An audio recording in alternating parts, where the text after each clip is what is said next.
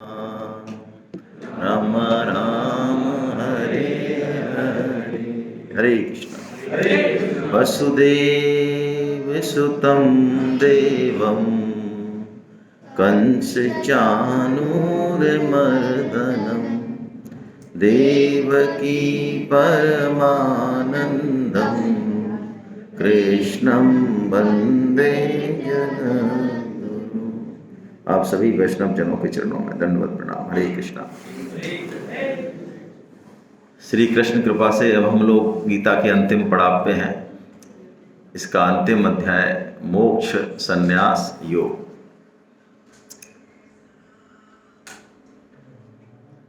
अभी श्रद्धा त्रय विभाग योग हमने देखा। श्रद्धा गीता में ये जो अध्याय है बिल्कुल लास्ट में आया। 17वां अध्याय लास्ट ही मान लें आप, क्योंकि 18वां अध्याय तो पूरी गीता को भगवान ने दोबारा से कहा है ना। जो भगवान ने पहले कहा उसी चीज को नए रूप से भगवान ने दोबारा से कहा है। तो श्रद्धा के बिना, श्रद्धा वो अकाउंट नंबर है, यदि वो नहीं है अकाउंट नंबर तो हमने कितना भी पैसा जमा कराया वो ठीक ठिकाने पे पहुंचेगा ही नहीं। अकाउंट नंबर ही गलत भर दिया। अब कहो साहब हमने 2 करोड़ कराया, कितना ही कराया हो। तो श्रद्धा ही वो है जो हमारे जो कर्म है, सत्कर्म है, उनको परमात्मा से मिलाने वाली है। यदि वो श्रद्धा किसी गांव के व्यक्ति में है, अनपढ़ में है, और हम बड़े बड़े विद्वान हैं, पंडित हैं, सत्कर्म करने वाले हैं, लेकिन हम में उतनी श्रद्धा नहीं है, उसमें श्रद्धा विशेष है भगवान के प्रति, तो ये पक्की बात मान लीजिए वो हमसे बहुत आगे है, बहुत आगे है। क्योंकि यज्ञ, तप, दान, सत्कर्म, संसार में जितने भी कर्म हैं, अच्छे से अच्छे जो शास्त्रों में वर्णित है, सारे कर्म, उनका एक ही फल है। क्या फल है? कि हमारे हृदय में भगवान के प्रति श्रद्धा पैदा हो जाए।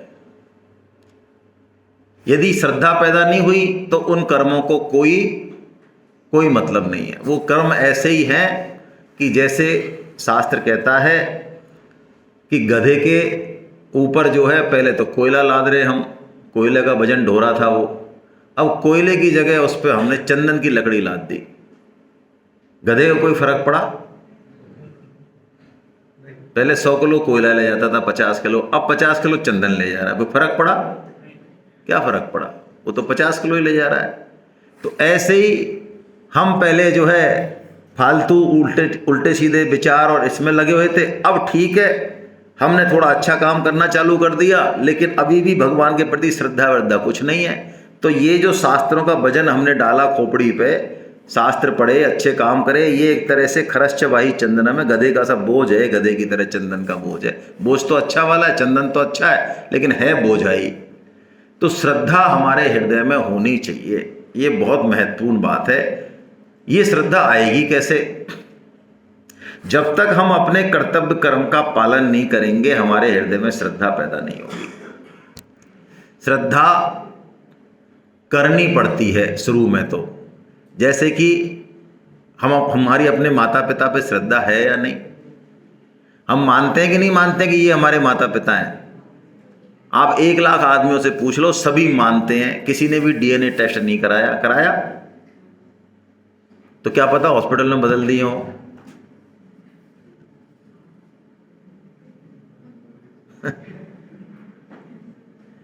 गोद ले लिए हो, जैसे भगवान श्री कृष्ण को चढ़ाते हैं बलराम, उनके बड़े भैया हैं, मैया मोह दाऊ बहुत खिजायो हैं, तो जसमत कब जायो, मुँह से कहत मोल को लीनो। हाँ, विश्वास है ना हमको? ये क्या है? हमारी श्रद्धा है ना। और स्वामी जी कहते हैं श्रद्धा से आदमी को वो मिल जाता है जो बहुत सारा समय खर्च करके, मेहनत करके जिस चीज को वो पहुंचेगा, जानेगा, उसको श्रद्धा यदि कर ले तो यही मिल जाएगा वो। जैसे स्वामी जी उदाहरण देते हैं, हम ऋषिकेश गए और किसी ने, संत ने, महात्मा ने कह दिया कि ये गंगा है। अच्छा गंगा है, हाँ तो इसमें आप स्नान करोगे श्रद्धा से तो सारे पाप खत्म हो जाएंगे आपके। अब तक के जो पाप आपने किए हैं ना, ये गंगा गंगे तब दर्शनात् मुक्ति, गंगे तब स्नानात् मुक्ति, ऐसा शास्त्र वचन है। स्नान कर लिया, दर्शन कर लिया, उससे पाप मुक्त हो गए। तो एक तो ऐसा श्रद्धालु है कि उसने उसी भाव से गंगा में स्नान कर लिया और फल पा लिया। और एक हमारे जैसा कोई वैज्ञानिक है, साइंटिफिक दिमाग वाला है, पढ़ा लिखा है, वो कहेगा मैं कैसे मान लूँ ये गंगा है, तो लगता वही पानी से रहा और पानी भी बड़ा गंदा सा लग रहा है यार, ये कौन सी गंगा है। तो वो 5-6 महीने जो है पैदल चलता चलता खोजबीन करता हुआ पहुंचा, शास्त्र वास्त्र पढ़े, आखिर में 6 महीने बाद उसने जान लिया कि ये, तो जानने के बाद भी उसने क्या किया, मान ही तो लिया, मानने के बाद स्नान करेगा। तो वो काम तो वो 6 महीने पहले कर लिया उसने। तो श्रद्धावान व्यक्ति हमेशा आगे जाता है, और गीता में तो बहुत स्पष्ट रूप से कहा है, श्रद्धावान लभते ज्ञानम, श्रद्धावान ही ज्ञान प्राप्त करेगा और ज्ञान से भक्ति का उदय होगा, और भक्ति से उस परम प्रेम का उदय होगा भगवान के प्रति, जहां भगवान अभी हमें ले जाना चाह रहे हैं। इस अध्याय का नाम क्या है? मोक्ष। मोक्ष के मायने क्या? मोक्ष का मतलब मुक्ति। मुक्ति किससे? दुखों से मुक्ति, है ना। आनंद से तो मुक्ति नहीं चाहते ना हम। मुक्ति किससे चाहते हैं? किसी न किसी बंधन से तो मुक्ति चाहेंगे। यदि बंधन नहीं है मान लो, तो काहे की मुक्ति है? कोई मुक्ति नहीं है हमारे। तो बंधन से मुक्ति। लेकिन ये जो अध्याय कह रहा है ये तो कुछ और ही कह रहा है। सन्यास का मतलब भी यही है, त्याग। तो ये कह रहा है मोक्ष का भी जहां पर त्याग हो जाए, यानी मोक्ष की भी जहां जरूरत नहीं रहे, ऐसा परम प्रेम, ऐसे भक्ति की बात भगवान इस अध्याय में करेंगे। अभी हमारी उड़ान तो मोक्ष तक ही है बस। शास्त्रों में भी 4 पुरुषार्थ बताए, धर्म अर्थ काम और मोक्ष। ये धर्म और ये मोक्ष, इनका जोड़ा है भैया। ये बात रह गई थी हमारी, तो अब कर लेते हैं 2 मिनट में। किस किस का जोड़ा है? धर्म और मोक्ष का जोड़ा है, और अर्थ और काम का जोड़ा है। इन 2 का जोड़ा है। जोड़ा क्यों बता रहा हूं मैं? जीवन में आपको कितना मान सम्मान मिलेगा, धन दौलत मिलेगी, कैसी पत्नी मिलेगी, कैसा पति मिलेगा, कैसा घर मिलेगा, धन मिलेगा, धन से कितना सुख मिलेगा, अर्थ और काम ये जीवन में मैक्सिमम डिसाइडेड है। आप बहुत ज़्यादा चेंज नहीं कर सकते इसमें। समझ में आ रही है बात? हमारे जीवन में जितना हम पैसा कमाएंगे, जितना धन संपत्ति कमाएंगे, हमारे जो आसपास के जो लोग हैं वो कैसे रहेंगे, कहाँ हम जाने वाले हैं, वो मैक्सिमम डिसाइडेड है। हमारा जन्म मरण परण कहते हैं ना, ये सब डिसाइडेड है। इसमें बहुत ज़्यादा बदलाव नहीं कर सकते आप। लेकिन हम सारी जीवन की एनर्जी किस में लगाते हैं? इसमें लगा देते हैं। और धर्म में और मोक्ष में, इसमें हम जितना करेंगे उतना पाएंगे। इसमें डिसाइडेड तो है, सत्संग मिलना डिसाइडेड है, लेकिन बहुत कम है। प्रारब्ध इसमें बहुत कम है, प्रारब्ध की मुख्यता इसमें है। तो इस मोक्ष, ये जीवन का अंतिम लक्ष्य है। इस मोक्ष की भी जहां जरूरत नहीं रहे, उस परम प्रेम की बात भगवान अब करने वाले हैं। तो मैंने आपसे कहा श्रद्धा कैसे पैदा हो इस परम प्रेम में, इस भगवान में। तो श्रद्धा पैदा होगी जो हमारा नित्य कर्तव्य कर्म है उसको हम अवश्य करें। जैसे भगवान यहाँ शुरू में कहते हैं, यज्ञ दान और तप, अर्जुन इन 3 चीज़ों को तू कभी मत छोड़ना लाइफ में। यज्ञ का मतलब हमेशा हम सबके काम आते रहें, जितनी हमारी सामर्थ्य है, जितना हमको अवसर मिल रहा है, उतनी हम सेवा करते रहें, जिस रूप में भी आपको उचित लगे उस रूप में। हम यज्ञ के लिए बने हैं, सेवा के लिए बने हैं। हमारे जितने भी संबंध हैं सब से हमने लिया हुआ है, ऋणानुबंध है। ये बेहतर है हम इसी जीवन में मुक्त हो जाएं। यदि नहीं होंगे तो पक्की बात है कि हमको फिर जन्म लेना पड़ेगा और वो चुकाना पड़ेगा। आपको पता है कई बार हमारे घर में बच्चा आता है और आते ही वो हॉस्पिटल में एडमिट हो जाता है और आईसीयू में चला जाता है, और हम जो है सब जने उसकी सेवा करते हैं भयंकर, और वो 15-20 लाख रुपए ले जाता है। और 15-20 लाख रुपए ले जाने के बाद आखिर में 5-7 दिन बाद वो खत्म हो जाता है और हम रोते हो रहे हैं उसके लिए। कौन है वो? 5 दिन आपके पास आया, पैसे ले गया 15-20 लाख और दुख और दे गया। कौन है वो? कोई ना कोई हमारा पुराना। हाँ, ले गया वो अपना, छोड़ेगा नहीं वो। उस जन्म में तो नहीं ले पाया, अब ब्याज सहित ले गया वो, पक्की बात है, लिख लो। हमें लगता है कि नहीं ले पाएगा हमसे, हाँ नहीं ले पाएगा, ठीक है, इस जन्म में नहीं ले पाएगा, ब्याज सहित ले लेगा। तो इसलिए यज्ञ यानी जीवन में हमको जब मौका मिले तब हमको सेवा कर देनी चाहिए, ठाकुर की, ठाकुर के जनों की, सबकी सेवा कर देनी चाहिए जितनी क्षमता है।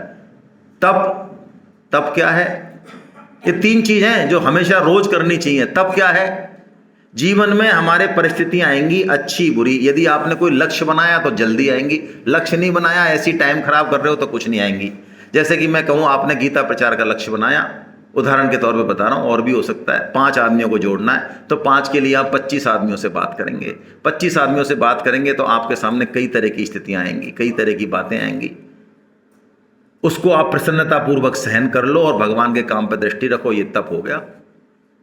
कार्तिक के स्नान में अभी जो वर्तमान में चल रहा है सर्दी, इसमें भी सुबह उठना, ब्रह्म मुहूर्त में नहाना, भगवान की भजन पूजा करना, रजाई छोड़ के, ये भी तप है। अपने किसी को जरूरत है तो अपने में से निकाल के उसको दे देना, अन्न दे देना, कुछ और दे देना, ये भी तप है। और दान क्या है भाई, दान क्या है? हाँ,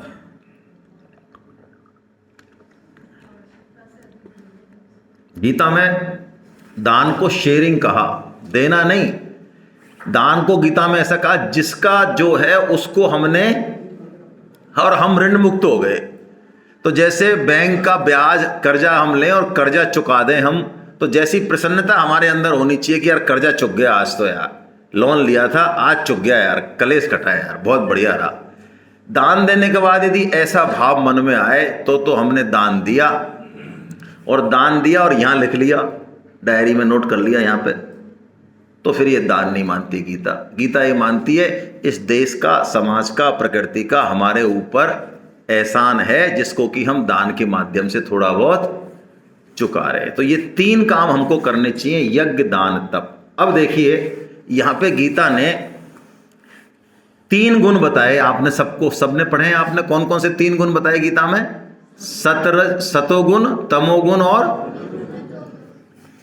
तो सतो, रजो और तमो, ये तामसी गुण जो है ना, ये प्रमाद, आलस्य, निद्रा है ना, इससे पता चलता है। दूसरा, ये क्या करेगा, जहां दुख होगा वहां सुख का अनुभव करेगा, जो काम नहीं करने चाहिए उनको जरूर करेगा। ये कौन सी प्रवृत्ति है? जैसे कि दारूबाज है, अब वो नाली में पड़ा है, अब उसको कहे यार तू क्या यार नाली में पड़ा है बावड़े, 8 रुपए का जो है ठर्रा पी के, तो वो कहता है बेटा तेरे को क्या पता कितना मजा आ रहा है यहाँ,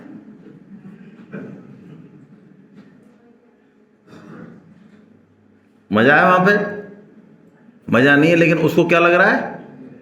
तो ये कौन सा गुण है? 20 सड़क पे गाड़ी खड़ी कर दी, दोनों भाई ले जो बात कर रहे हैं, किधर से आए किधर से आए, पीछे वाले कितने भी हॉर्न बजाओ, उसको यही नहीं पता है कि मैं कर क्या रहा हूं, मेरी वजह से कितने लोगों को समस्या हो रही, उसको होश ही नहीं है। ये कौन सा गुण है? ये तमोगुण है, इसको हमको हटाना है। दूसरा है रजोगुण। रजोगुण क्या करता है? रजोगुण हमको क्रियाओं में लगाता है, बस एक मकान और, एक चीज और, एक ये, अब ये लगाए रखेगा, ये पूरी जिंदगी रबड़ बना देगा हमारी, बिल्कुल है ना। हम करते ही रहेंगे काम, हमको खुद के बारे में कोई चिंता नहीं है, ये भगाए रखेगा रजोगुण। देखेगा पूरी दुनिया को मुट्ठी में करना है, भाई साहब अभी तो हुआ ही नहीं, कुछ भी नहीं हुआ अभी तो। एक बार एक संत जो है किसी के घर गए, वो हर साल जाते थे, भगत था उनका, तो वो लेने पहुंचा एयरपोर्ट पे उनको, वो भगत बड़ा इंडस्ट्रियलिस्ट था, तो उसके चेहरे पे उनको प्रसन्नता नहीं दिखी संत को। तो संत ने, अरे साहब कैसे? अरे साहब इस बार हमारे थोड़ा घाटा हो गया बिजनेस में। अरे कि चलो कोई बात नहीं, भगवान की मर्जी है, जैसा भी है। तो घर आए तो उसकी पत्नी बड़े अच्छे कपड़े पहन के और आभूषण लद के और आरती वारती उतार रही और बड़ी खिलखिला रही। तो उन्होंने उनसे पूछा उसकी पत्नी से कि माता जी आपके तो इस बार बहुत घाटा हुआ बताया, करोड़ों का, इनका तो मुंह लटक रहा है, हमको लेके आए अभी एयरपोर्ट से, रास्ते में हमको बता रहे थे। तब वो हंसने लग गई। अरे कि महाराज इनकी छोड़ो आप, कि क्यों? अरे कि इनको इस बार 5 करोड़ का फायदा होना था, जो 3 ही करोड़ का हुआ, इसलिए मुंह लटक रहा है इनका। इसलिए ये कह रहे हैं 2 करोड़ का नुकसान हो गया। अब समझ रहे हो ये क्या है? ये रजोगुण है। ये चैन नहीं लेने देता मेरा भाई, और इसको जो दे दो उसी से पकड़ लेता है। पत्नी दो पकड़ लेगा, पति दो पकड़ लेगा, गाड़ी दो पकड़ लेगा, घर दो पकड़ लेगा, शरीर दो पकड़ लेगा, चीफ गेस्ट बैठा दो वहां पकड़ लेगा, उतर पे वो तैयार नहीं है नीचे, मेरे को पहना दो सम्मान है। इसमें ये पकड़ है, इसको जैसी चीजों से हटाओगे ये बस मर जाएगा कतई। लगेगा बहुत अच्छा ऊपर से, लेकिन इसमें पकड़ है। ये राग है, ये रजोगुण है। और सतोगुण क्या है? सतोगुण वो दृष्टि देता है जिससे हमको समझ में आती हैं चीजें, क्या अच्छा है क्या बुरा है, क्यों आए मनुष्य जन्म में, क्या करना है, ये कौन लोग हैं, क्या संबंध है, भगवान से हमारा क्या संबंध है, मेरे अंदर ही दोष दृष्टि है। देखो ये सतोगुण है। जैसे आपने कहानी सुनी होगी, परीक्षित जी, भागवत कथा तो आप बहुत सुनते हो ना, तो मैं भागवत की कथा ही सुना देता हूँ। हमारी माता बहनें तो बहुत सुनती हैं। तो परीक्षित जी जब जाते हैं तो श्रृंगी ऋषि के आश्रम में जाते हैं, तो श्रृंगी ऋषि समाधि में होते हैं, है ना? समाधि समीक या श्रृंगी?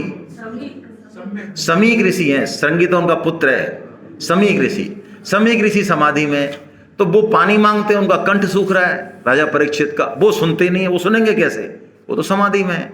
तो उनको लगता है ढोंग कर रहे हैं, तो वो क्या करते हैं, तलवार से एक मरा हुआ सांप उठाते हैं और उनके गले में और चले आते हैं।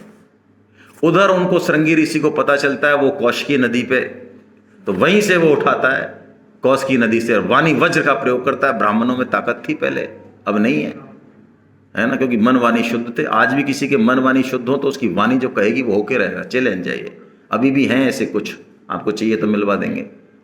उनकी वाणी यदि कुछ कह देना तो होके रहेगा, होके ताकत नहीं है पूरी प्रकृति की जो रोक दे, ऐसे भी हैं।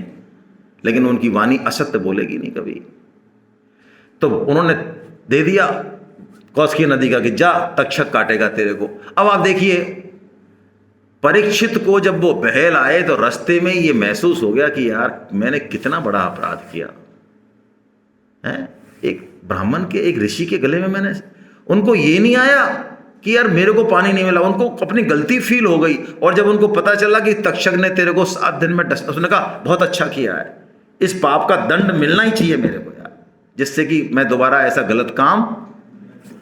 ऐसे ही वो समीक ऋषि जब पता चला कि श्राप दे दिया, तो समीक ऋषि ने अपने पुत्र को डांटा, श्रृंगी को, अरे मूर्ख, कितना बेवकूफ टाइप का लड़का है तू, राजा है वो, भगवान का अवतार है। गीता में नहीं कहा है राजा भगवान का अवतार होता है? अरे राजा है तो हम लोग यहाँ आराम से शांति से भजन पाठ कर पा रहे हैं, नहीं तो चोर उचक्के आ जाएंगे हमको। तो राजा को पानी मिलना ही चाहिए था भाई, इतनी छोटी सी गलती के लिए तूने इतनी बड़ी सजा दे दी, मूर्ख कहीं के। उनको, वो उसको डांट रहे हैं, उनको अपने अपमान का ध्यान नहीं है कि मेरे गले पे सांप कैसे डाल दिया। ये दोनों ही कौन है? सतोगुनी है कि नहीं? हम सतोगुनी नहीं होते हैं। हम तो पाप भी कर रहे हैं तो कहते हैं भगवान दंड मत दे देना तो यार हमको, लेकिन ये दंड मांग रहे हैं, ये सतोगुण है। तो अब हमको क्या करना है, जो असली बात है इस अध्याय में समझने की, अब हमको अपनी बुद्धि को, अपने कर्म को, अपने ज्ञान को चेक करना है। हम कह रहे हैं हमारे पास ज्ञान है, हमारे पास बहुत बुद्धि, बहुत अच्छा है, हमारे पास अच्छे कर्म, बहुत अच्छा है, लेकिन अब चेक करो कि हमारे जो ज्ञान, कर्म और बुद्धि है वो सतोगुनी है, रजोगुनी है या तमोगुनी। ये चेक करना है। देखो भाई, सतोगुनी ज्ञान क्या करेगा? सतोगुनी ज्ञान ये मानता है कि जैसे मेरी आत्मा ऐसे ही सबकी आत्मा, जैसे मेरे को पानी चाहिए, मेरे को भोजन चाहिए, ऐसे ही सबको चाहिए भैया, सब में ही बराबर आत्मा है। ये ज्ञान है तो कौन सा हुआ ये? और मेरी आत्मा अलग और तुम्हारी आत्मा अलग, ये कौन सा ज्ञान हुआ? और इनमें तो आत्मा है ही नहीं, ये तो सब मेरे लिए बने, इनमें मर जाए, कट जाए, नहीं गर्दन कट जाए, लेकिन मेरे को सुख मिल जाए कैसे भी। मैं तो घर की है, मैं तो पूरे घर का मुखिया हूं, मैं ही तो कमा रहा हूं। तो ये बच्चे, बूढ़े बड़े, सब पत्नी सब मेरे लिए चक्कर काटो तुम। सबसे बढ़िया मैं खाऊंगा, सबसे बढ़िया जगह मैं रहूंगा, एसी के आगे मैं सोऊंगा, मैं ही तो हूं सबसे मुख्य। ये कौन सा ज्ञान है? ये तमोगुनी है। सतोगुनी कर्म कौन सा है? हम कर्म करें लेकिन हमारे मन में बिल्कुल भी ये इच्छा नहीं रहे कि ये कर्म का कर्ता मैं हूं। नहीं, अंदर से ये भाव रहे कि भगवान ने मुझे मौका दिया, बहुत कृपा है भगवान की, बहुत कृपा है, मैं किसी और से करा लेते, कोई मैं ही मिलाऊं क्या? कृपा माने भगवान की, अंदर से कृपा माने, अच्छा काम करते हुए समाज में नाम बढ़ाई होते हुए भी अपने आप को यंत्र माने भगवान का, यंत्र, कि भगवान तो यंत्र ही है, किसी में भी चाबी भरेंगे वो दौड़ेगा, मेरे में भर दी तो मैं दौड़ रहा हूं, मेरे को मौका दे दिया भगवान ने। तो कर्म का फल नहीं चाहे, फल से कर्म नहीं करे, कर्म करे अपना कर्तव्य मान के, ये सतोगुनी बुद्धि है। रजोगुनी कौन है? जो फल चाहे, पहले कैलकुलेशन, क्यों करूं मैं ये काम, क्या मिलेगा मुझको, और हमको जो सब कुछ मिलता आया है बचपन से, प्रकृति से, भगवान से, उसकी कोई कैलकुलेशन नहीं है। अब हम थोड़ा बहुत कुछ करने का नंबर आया तो कहते हैं मेरे को क्या मिलेगा, मेरे को, और मैं इसका काम करूंगा तो फायदा होगा, इसका करूंगा तो नहीं होगा, ये दान दूंगा तो फायदा होगा, ऐसे कैलकुलेशन से करेगा, वो कौन हुआ? वो रजोगुनी। और तमोगुनी की तो बात छोड़ दो, है ना। अब इसमें ज्ञान, कर्म और बुद्धि, बुद्धि भी जो अपना अच्छा बुरा सोचे, कर्तव्य कर्तव्य सोचे, कहाँ जाना है ये सोचे, काम के पीछे क्या होगा ये सतो, और अंधाधुंध काम करे वो रजो, और बिना विचारे करे वो तमो, बिना विचारे जो करे सो पाछे पछताए। अब ये सब हमारे ज्ञान, कर्म, कर्ता, बुद्धि, ये जब बढ़िया रहेंगे तब हम अपने आप को चेक करें। सबसे इंपॉर्टेंट बात जो अभी हमको चेक करनी है अपने आप को, इस गीता सेमिनार के बाद हमको आगे ले जाना है अपने आप को, तो पहले अपने आप को ये चेक करें, अभी हमारे मन में कौन सा सुख भोगने की इच्छा है, अंदर से, खुद से ही चेक करना है, किसी दूसरे से मतलब नहीं है। हमारे अंदर अभी कौन सा सुख भोगने की इच्छा है? देखिए, इंद्रिय और विषयों का जो संयोग होता है, इसमें जो सुख है ये राजस सुख है। मैं क्या कह रहा हूं? इंद्रिय जैसे मान लो हमारी जीव है, अब इस पे क्या आया? हलवा आया गाजर का, तो आनंद आया। ये त्वचा है, त्वचा मिली दूसरे के शरीर से तो बड़ा आनंद आया।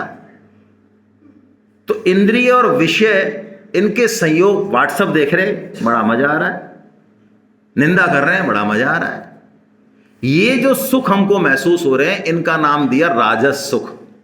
राजस सुख शुरू में होता है अमृत की तरह, शुरू में कैसा लगता है? हम ज्यादा से ज्यादा लेना चाहते हैं, लेकिन शास्त्र कहता है ये परिणाम में कैसा होगा? विष की तरह होगा, दुख देगा ये।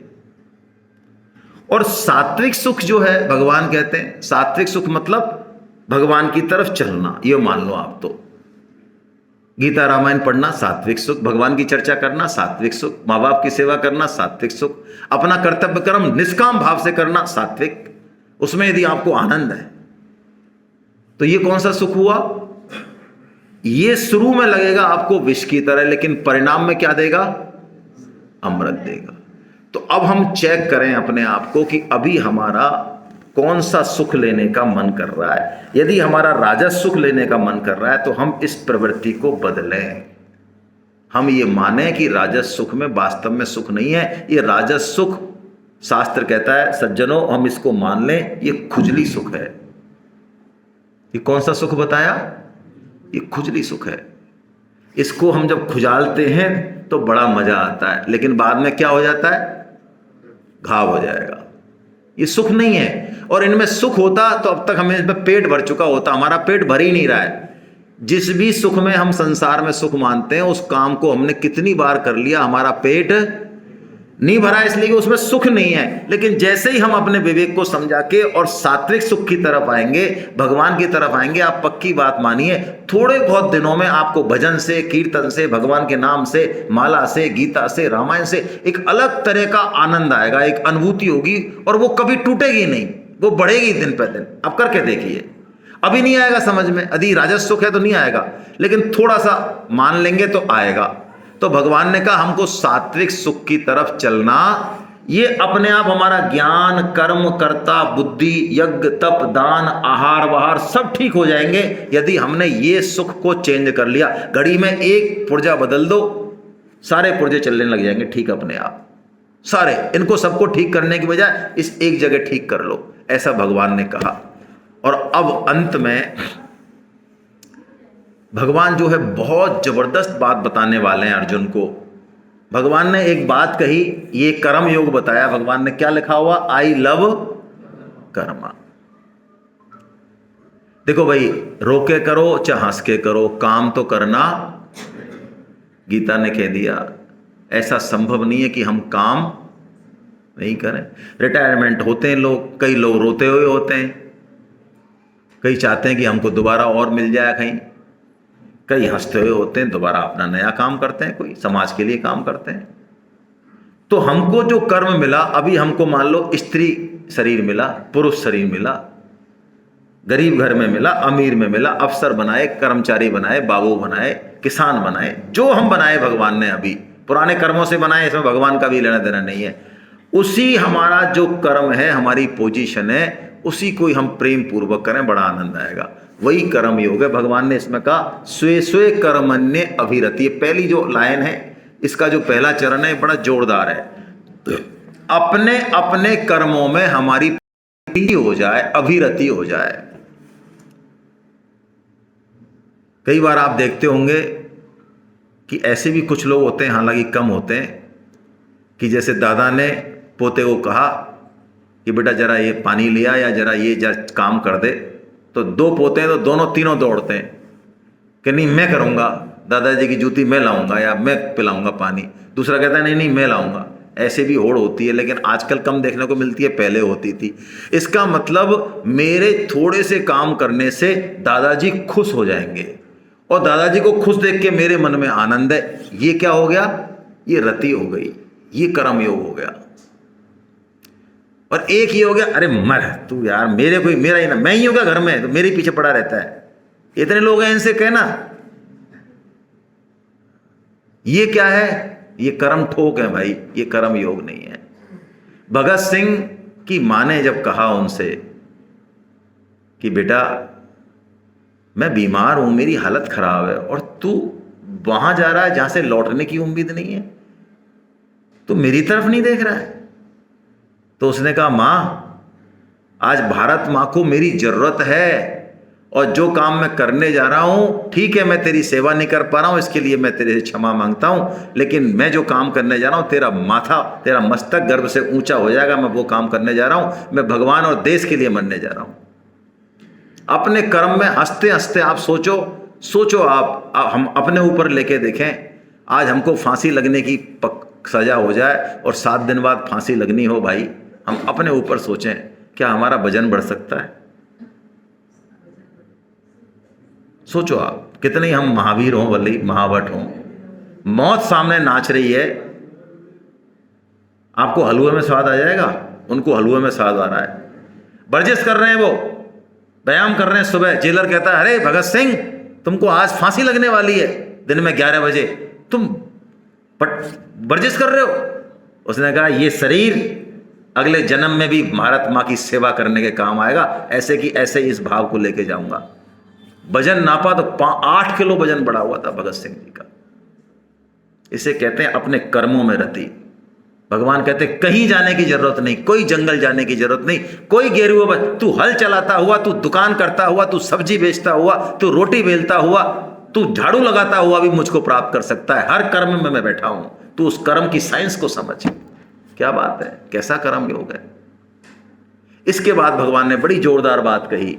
भगवान ने कहा अर्जुन देख, अब मैंने तेरे को सब कुछ बता दिया भैया, अब भी तेरे समझ में यदि नहीं आया कुछ भी, तू कुछ भी ना तो हाँ भर रहा है, ना भर रहा है, ना मुंडी हिला रहा है, कुछ भी ऊपर नीचे कुछ नहीं कर रहा है। तो भगवान ने अब एक बड़ी जोरदार स्टाइल अपनाई। भगवान ने कहा तेरी जचे जो यथक्षेसी। भाई ये मैं नहीं कह रहा हूं, भगवान नहीं कह रहे हैं, मेरी तरफ से मत लो इसको। इस श्लोक में लास्ट में देख लो, तुम पढ़ो इस श्लोक के नीचे लास्ट में देखो, यथेक्षसी तेरी जचे जो कर। देखो भाई, बच्चे कई बार बहुत लाड़ प्यार से आप समझाते हो, सारी फैसिलिटी देते हो तो नहीं मानते हैं। उनको समझ में ही नहीं आता कि ये जो मेरे को फैसिलिटी मिल रही है, ये जो खाने पीने को मिल रहा है, ये मैया बाप मेरे पीछे दौड़ रहे हैं, वो बावला ही समझता है, उसको होश नहीं है ना। वो यूं ही समझता है कि मैया पीछे पीछे घूम रही है हलवा लेके। और जब बेटे को हॉस्टल भेज दिया जाता है या बाहर भेज दिया जाता है जहाँ कोई मरी मूसरी नहीं पूछ रही है, रोटी मिल रही है आधी पर्दी कच्ची पक्की, और कोई प्रेम करने वाला नहीं, जचे तचे सो नहीं खाया ना भाई भैया से तेरे ऐसे बहुत 50 छोरे हमारे पास आया, यहाँ के अच्छी रोटी नहीं है, खाना आएगा हट। अब तब उसको समझ में आता है कि यार क्या था भैया, मैया कैसी थी, बाप कैसा था, कैसा घर था। तो भगवान भी क्या कर रहे हैं, अर्जुन यहाँ मुंडी कुछ हिला नहीं रहा है, भगवान ने सब समझा दिया। तो भगवान अर्जुन को थोड़ा धक्का दे रहे हैं।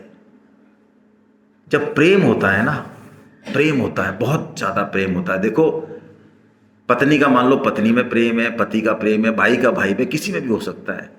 प्रेम सब कुछ सहन कर सकता है, लेकिन प्रेम, उसको प्रेमी जो है त्याग दे, ये सहन नहीं कर सकता।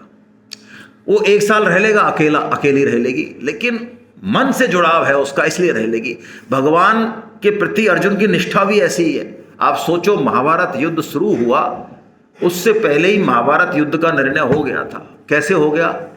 भगवान ने 2 ऑप्शन दिए, अर्जुन को दिया और दुर्योधन को दिया। एक तरफ अक्षौणी सेना और एक तरफ कृष्ण, वो भी निहत थे। अर्जुन ने क्या चुना? कृष्ण चुना। महाभारत युद्ध का निर्णय उस दिन हो गया। हमारे ऊपर गीता माता और कृष्ण कितनी कृपा करेंगे, ये निर्णय हमारे ऊपर ही है। हमने क्या चुन रखा है संसार में? पैसा, पैसे वाले, पद, प्रतिष्ठा, मंत्री, एमएलए, धन, ये फौज, इनके दम पे हम कूद रहे हैं, या हमारा दम भगवान का है अंदर से? बस निर्णय हो गया उसी दिन। क्योंकि संसार का बड़े से बड़ा जो भी बल है वो कच्चा होता है, और भगवान का थोड़ा सा बल भी सच्चा होता है। दुर्योधन के पास 11 अक्षौणी सेना है, फिर भी पों हो रही है उसकी। और अर्जुन के पास भगवान कृष्ण नियत थे, लेकिन उसने पूरा युद्ध जीता है। तो भगवान ने वो इस्तेमाल किया, अर्जुन को धक्का दिया। जैसे माता बच्चे को थोड़ा धक्का दे देना, हट, तब बच्चे को समझ में आए, ऐसी अर्जुन को धक्का दिया। अब यार तेरी जचे जो, अब मेरा क्या लेना देना है, तू मान ही नहीं रहा है, सुन ही नहीं रहा है कुछ, तो तेरी जचे जो। अब अर्जुन को जैसे ही धक्का दिया, अब अर्जुन की हालत खराब, आंखों में से आंसू, कंठ बिच गया अर्जुन का। जैसे बच्चे बोल नहीं पाए ना, इतना हो जाए हुचकी भरे, ऐसे अर्जुन की हालत हो गई है। और उन्होंने कहा प्रभु कर क्या रहे हो ये? अरे आपके भरोसे तो हमने जो है सब कुछ किया और आपने हमको त्याग दिया। तब अर्जुन की ऐसी दशा होती है, तब भगवान जो है ये श्लोक बोलते हैं। देखिए कैसा बढ़िया श्लोक है ये, गीता का सर्वश्रेष्ठ श्लोक है, सर्वश्रेष्ठ। इसके बाद भगवान कोई ऊंची बात क्या बोलते हैं भगवान, आइए पढ़ लेते हैं इसको। सर्वधर्मान परित्यज्य मामेकं शरणं व्रज, अहं त्वां सर्व पापेभ्यो मोक्षयिष्यामि मां शुचा। भगवान ने हाथ रख दिया मानो। मां शुचा मतलब अरे तू चिंता मत कर। आप देखो भाइयों, यदि कोई घर में बड़ा बूढ़ा है, कोई अफसर है, कोई भी है, हमारा बड़ा भाई भी, अफसर मत हो, कोई भी हो, कोई बात हो जाए, हम बड़े परेशान हैं, कोई भी हमारी दिक्कत हो रही है, बड़ी ऊंच नीच हो गई कोई, और कोई हमारे ऊपर कंधे पर हाथ रख दे, हमारी माँ रख दे, बाप रख दे, दादा रख दे, अरे तू चिंता क्यों करता है, मैं हूं ना, चिंता मत कर, कर बेटा, बस इतना हाथ रख दे, कर तो हम खुद ही लेंगे। फिर एक संबल दे दे हमको। भगवान भी वो संबल दे रहे हैं अर्जुन को। देखो कह रहे हैं मां शुचा, ये ऐसा शब्द है जो गीता में सिर्फ 2 बार आया। मां शुचा मतलब चिंता। अर्जुन तू चिंता कर रहा है कि पाप लगेगा तुझे? अरे पाप पुण्य का ज्ञाता तो मैं हूं, तू कर तेरा कर्तव्य पालन, तुझे कोई पाप नहीं लगेगा, मैं हूं पाप पुण्य देने वाला। तो मां शुचा। और क्या कहा, तू चिंता छोड़ सबकी, तू केवल मेरी चिंता कर, बस मेरी बात मान, काम खत्म, मैं जो कह दूंगा वो सब सही है, तो छोड़ दुनिया की चिंता, सब धर्मों का आश्रय छोड़। अब ऐसा कह के भगवान ने जो है आगे वो फार्मूला बताया जो मैंने आपको चर्चा पहले ही कर ली। भगवान ने कर्म योग, ज्ञान योग और भक्ति योग के बाद अंत में ये बात कही कि अर्जुन देखो आप इस श्लोक को, कि जो मेरी वाणी का यानी भगवत गीता का, भगवत गीता भगवान की वाणी है और कोई शास्त्र नहीं है, ध्यान रखना। गीता के अलावा ऐसा कोई शास्त्र नहीं है जो भगवान की वाणी हो, साक्षात वाणी गीता है, इसलिए सब शास्त्रों में विशेष है। वेद से भी विशेष है, उपनिषद से भी विशेष, सबसे विशेष है। ये मैं शास्त्र सम्मत बात कह रहा हूं, अतिरेक में नहीं बोल रहा हूं। तो जो मेरी वाणी भगवत गीता का निष्काम भाव से प्रचार करेगा, पराभक्ति करके मतलब निष्काम भाव, वो मुझे ही प्राप्त होगा, इसमें कोई संदेह नहीं है। और भगवान ने क्या कहा, इसके अलावा भी कहा, उसके समान मेरा अत्यंत प्रिय कार्य करने वाला मनुष्यों में कोई भी, और संपूर्ण भूमंडल पर उसके समान प्रिय कार्य करने वाला होगा भी। क्या बात कही भाई, अब तो आपके समझ में आया होगा, यदि राकेश जी ने, अजमेरा जी ने, राधेश्याम जी ने, देवीलाल जी ने, हमारे लोकेश चतुर्वेदी जी ने, मुरली, जो भी हमारे महानुभाव हैं, उन सब ने यदि आपके घर पे गए, आपकी ठोड़ी सहलाई, थोड़ा बहुत आपको जो है, तो बढ़िया किया या गलत किया? बढ़िया ही किया। यदि आपको पकड़ के भी ले आए, मैं आपको सच्ची बात बताऊं, वो कहाँ की सेमिनार थी? काशी की सेमिनार थी, काशी की। आप गए थे क्या? काशी में 190 लोग थे, तो हरियाणा से एक सज्जन आए, प्रजापति जी, हम फीडबैक ले रहे थे। तो प्रजापति जी ने कहा कि साहब, ये जो हमारे दोस्त हैं दो, इन पट्ठों ने बताया, ये मेरे को लेके तेरे को काशी घुमा के लाते हैं, और ट्रेन में मेरा रिजर्वेशन करा लिया पट्ठों ने मेरा, और मुझे यहाँ आके पता चला कि मुझे गीता सेमिनार करनी है। और ट्रेन में ही मेरे से पैसे ले लिए इन्होंने, यार पैसे देना, थोड़ा 3500 रुपये की ट्रेन थी, थोड़ा काम है, पैसे खुशका लिए पट्टों ने, पहले तो नहीं लिए पैसे, मना कर देता। और मुझे अब पता चला ऐसा कि मुझे ये गीता सेमिनार, हम घूमेंगे काशी, तो घूमेंगे, अब घूमेंगे, लेकिन इन्होंने बताया नहीं। तो अब बताओ, मैंने उससे पूछा चलो तुम्हारे साथ इन्होंने चीटिंग करी तो कैसा लग रहा है? कि साहब ऐसी चीटिंग ये हर एक के संग करें, मेरे संग तो बहुत अच्छा लगा मुझे।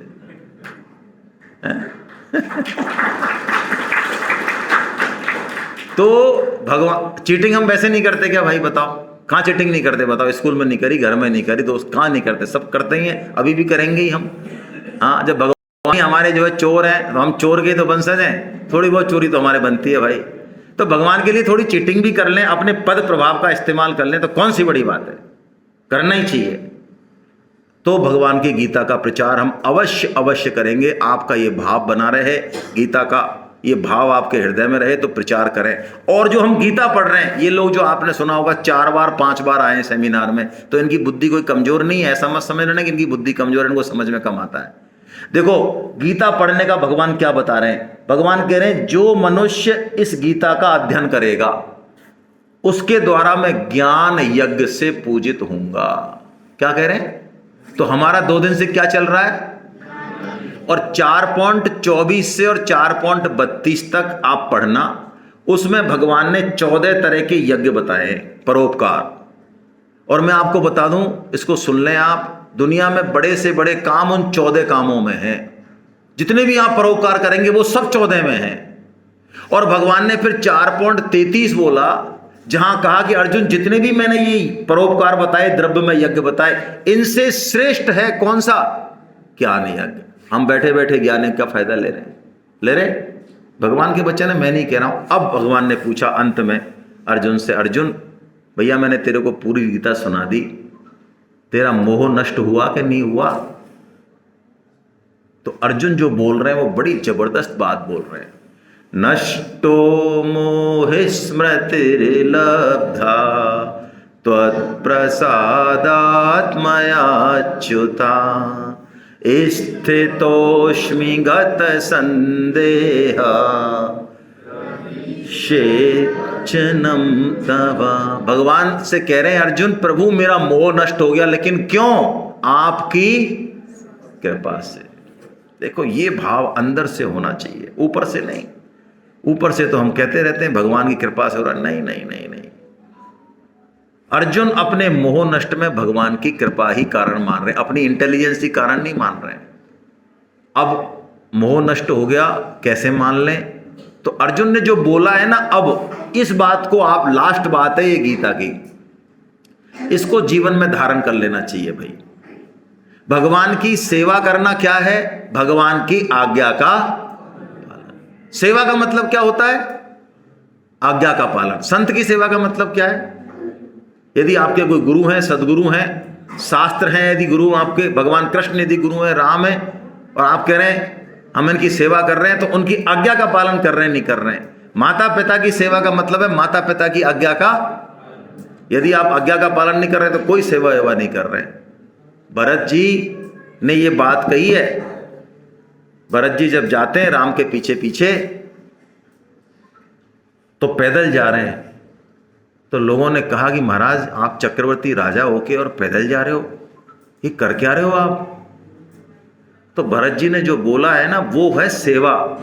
उन्होंने कहा, मेरे इष्ट, मेरे श्री राम जिस धरती पे पैदल गए हों, अरे मैं उनका सेवक यदि कहता हूं, मैंने अपने आप को सेवक मान रखा है ना, तो सेवक का धर्म तो यह है कि मैं सिर के बल जाऊं।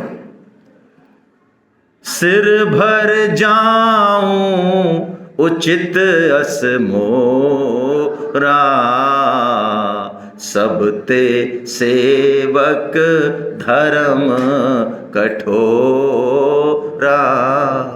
आज्ञा समन सुसाहिब सेवा, ये भरत जी कहते हैं। तो अर्जुन भी यही बात कह रहे हैं, करिष्ये वचनम तवा, अब मैं आपकी आज्ञा का पालन करूंगा। ये नहीं कह रहे मैं युद्ध करूंगा ना, आप कहोगे तो मैं युद्ध करूंगा, आप नहीं कहोगे तो मैं युद्ध क्यों करूंगा। और अब अंतिम बात जो संजय कह रहे हैं, सबसे अंतिम श्लोक और बहुत ऊंची बात। भक्त भगवान के मुकुटमणि होते हैं। श्री कृष्ण की गीता में श्री कृष्ण ने सबसे ऊंची बात अपने भक्त संजय से कहलवाई है, सबसे ऊंची बात। क्यों? संजय भगवान के बहुत विशेष भक्त हैं। संजय वो भक्त हैं जो गीता सुनते हुए जिनके रोंगटे खड़े हो रहे हैं, रोम रोम पुलकित हो रहा है, रोम रोम। वो कह रहे हैं मैं कितना भाग्यशाली हूं, मैं सूत जाति का हूं, मैं सारथी हूं और मुझे गीता मिल रही है सुनने को। मेरे गुरुदेव व्यास की कृपा, मेरे भगवान श्री कृष्ण की कृपा, अरे इस महात्मा अर्जुन की कृपा, इसकी वजह से इतना हम लोग, हमारे लिए इतना सब कुछ है संसार में, इतना बढ़िया परिवार है, सब कुछ है, हम किसी की कृपा मानने को तैयार नहीं है। जिसके जीवन में ये कृपा योग आ गया ना, हमको कृपा, इस प्रकृति की, इस स्थान की, इस देव की, इन सब की कृपा महसूस करें। संजय वही कह रहे हैं, संजय कह रहे हैं कि जहां योगेश्वर भगवान श्री कृष्ण हैं और जहां गांडीव धनुषधारी अर्जुन है, वह चार चीजें मिलेंगी भाई इस कृपा को अनुभव करते। क्या मिलेंगी? सबसे पहले श्री मिलेगी। श्री क्या होती है? लक्ष्मी। कौन सी लक्ष्मी? दो तरह की होती है। एक तो जिस लक्ष्मी को हम सब चाहते हैं, दीपावली पे पूजन करते हैं, वो उल्लू वाली लक्ष्मी है जिसको हम चाहते हैं और जिसके पीछे दुनिया पागल है। वो हमको आएगी और उल्लू बनाएगी और हमारा पतन कर देगी। वो उल्लू वाली लक्ष्मी को श्री नहीं कहते हैं। श्री है नारायण की लक्ष्मी। और गीता का साधक उल्लू वाली लक्ष्मी को नहीं चाहता है, गीता का साधक भगवान नारायण को चाहता है, जो गरुड़ पे बैठ के आते हैं और उनके साथ श्री आती है, अपने आप ही आएगी। जहां नारायण होंगे वहां श्री नहीं आएगी, संभव ही नहीं है। तो पहली चीज श्री मिलेगी, दूसरी चीज विजय मिलेगी। विजय बोलो, किसको विजय नहीं चाहिए भाई? विजय किसको अच्छी नहीं लगती? आप एग्जाम देने जा रहे हैं, आप कोई अच्छा काम करने जा रहे हैं, आपको विजय नहीं चाहिए? सबको विजय चाहिए। ये विजय मिलेगी। और क्या मिलेगी? भूति। ओहो, विभूति, ये दैवी गुण, ये सब चीजें हमारे अंदर प्रकट होंगी। चलता फिरता जो है हम कोहिनूर हीरा बन जाएंगे। जिसका भगवान में विश्वास हो जाता है, भगवान से संबंध जुड़ जाता है ना, वो व्यक्ति कुछ अलग हो जाता है। ये पक्की बात मान लो आप। वो जहां होगा वहां आसपास विपदा नहीं आ सकती, इतना प्रभाव होता है उसका।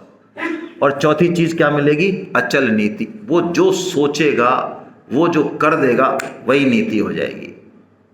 ये नहीं कि वो गलत कदम रख ही नहीं सकता। जैसे भगवान श्री राम जब फूल चुनने जाते हैं तो माता सीता को देखते हैं वहां पुष्प वाटिका में, तो उनका मन माता सीता की तरफ खिंचता है पहली बार। तो वो लक्ष्मण से कह रहे हैं, आपका मन किसी लड़की की तरफ खिंचा तो छोटे भैया को बुला कह दोगे? घर वाले कूटने लगे तभी नहीं, बताओ आप। वो अपने छोटे भैया से कह रहे लक्ष्मण, मेरा मन जो कभी सपने में भी किसी स्त्री की तरफ नहीं गया आज तक, आज इस जनक नंदिनी की तरफ खिंच रहा है। इसका मतलब इससे हमारा कोई, देखो रिश्ता नहीं हुआ अभी, कुछ ही पता नहीं है, लेकिन मन यदि चला गया, इसका मतलब उनका कोई ना कोई, तो यानी भगवान की तरफ यदि हम चले तो हमारा मन, बुद्धि, कर्म, वचन ये गलत हो ही नहीं सकते। क्या बढ़िया बात है। तो भैया भगवान श्री कृष्ण तो सब जगह हैं। और संजय कह रहे हैं ना, जहां कृष्ण है और जहां अर्जुन है। तो कृष्ण कहां नहीं है? पुर में नहीं है क्या? यहां नहीं है क्या? माधव गौ विज्ञान संस्थान में नहीं है क्या? इस हॉल में नहीं है क्या? जो सब जगह है वो यहां नहीं होंगे?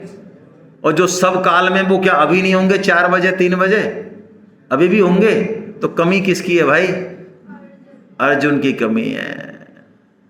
अर्जुन बनना है हमको। बोलो, बनेंगे अर्जुन? यस, अर्जुन बनते ही कृष्ण हमारे साथ हैं। अरे कृष्ण तो तैयार खड़े हैं, 1000 लोग भी अर्जुन बनने को तैयार हो, 1000 कृष्ण हमारा रथ हाँकने के लिए तैयार हैं। रात को 12 बजे आपको संशय हो, कोई कंफ्यूजन हो, भगवान श्री कृष्ण सारथी बन के आपको किसी न किसी घटना से, व्यक्ति से आपको गाइड कर देंगे। ये चमत्कार देखो आप जीवन में। चमत्कार देखो तब मानो, कृष्ण को बैठा के तो देखो मन बुद्धि के सारथी के रूप में। भगवान आपको ऐसे गाइड करेंगे आगे से आगे, जहां आपका दिमाग शून्य हो जाएगा वहां भगवान आपको लाइट देंगे कि ऐसे चल, तू ऐसे चल। क्या बात है, ये कृपा है भगवान की। इस कृपा को अनुभव करें और इस भाव को लेके जाएं और भगवान का काम करें भाई। मैं इतना ही आपसे निवेदन करूंगा। आप बने रहे यहाँ पे 3 दिन 2 दिन बने रहे, बहुत आपकी कृपा। हमारे मुंह से छोटा मोटा कुछ निकल गया हो तो माफ़ कर दें, आप तो बड़े उदार दिल के हैं। बस हम यहीं पे अपनी वाणी को विराम देते हैं। गोविंद जय।